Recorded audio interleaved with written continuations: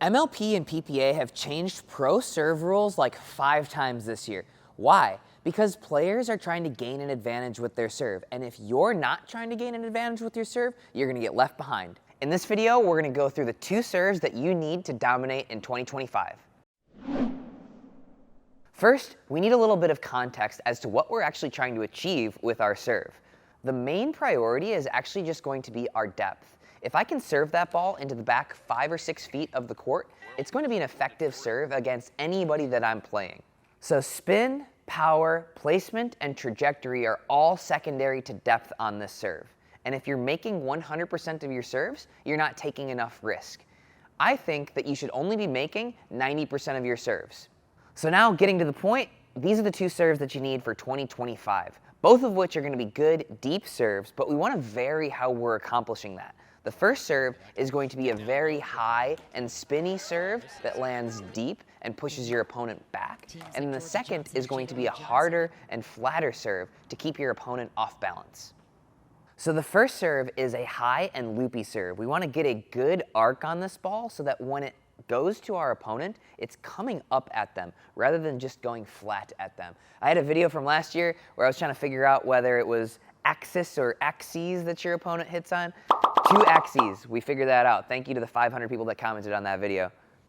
So in order to get height and spin on this ball, I'm actually going to tilt my shoulders and my pelvis upwards slightly. I'm going to try and get underneath the level of the ball and hit upwards on it.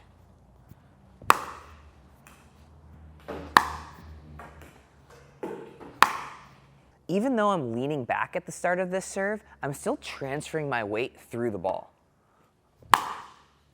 I'm making sure that I'm brushing up the back of the ball, but I'm not forcing anything, and I'm not using a ton of wrist to get this topspin.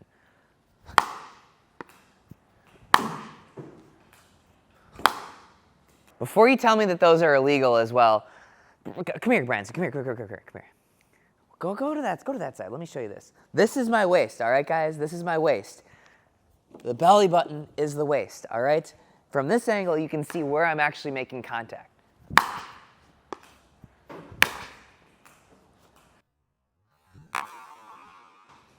There we go. I'm sure some of you guys are still gonna tell me that's illegal. They never get called in a match. So if you don't get caught, is it really a crime?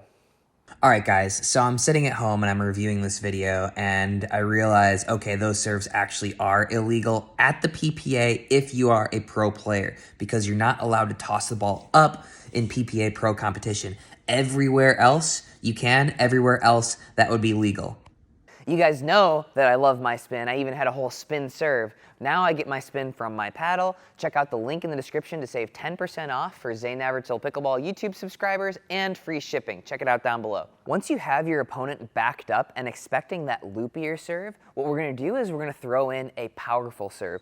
We're still gonna really try and focus on our depth on this one, but we're gonna change the pace at which it comes at that returner. The way that we're gonna accomplish this is rather than being on our back foot and transferring our weight, we're gonna move our contact point a little bit further out in front and swing a little bit more linear rather than upwards.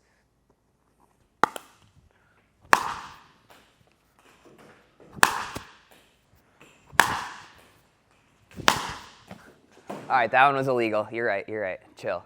So the best way to practice this is by grabbing your Uptime energy drink and your Chris Olsen target and hitting a bucket of balls.